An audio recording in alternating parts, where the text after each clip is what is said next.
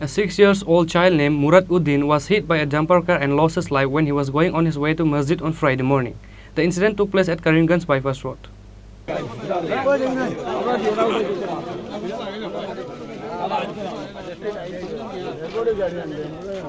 A child of 6-year-old named Muraduddin, resident of Karimganj, Eklabari, was on his way to Masjid on Friday morning. A dumper car with full speed came and ran over him while he was at bypass road. In the incident, the child loses his life. After the incident, the dumper car was stopped by the villagers, but the driver of the car ran away in fear.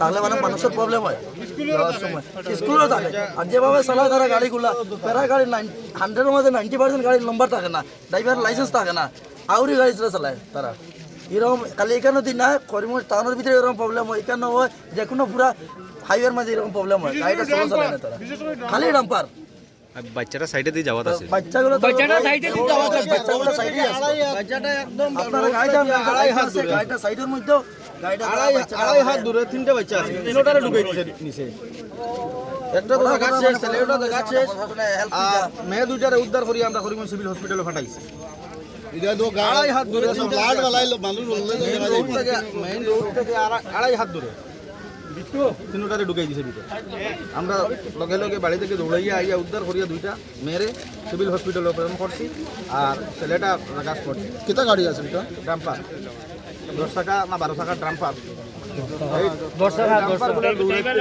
সকালে না driver বাগিছে Later, after getting the news of the incident, the family members of Muraduddin immediately reached at the incident spot. The whole Eklabari area was burning with the incident on Friday afternoon. Bureau Report, Chini, Khorang.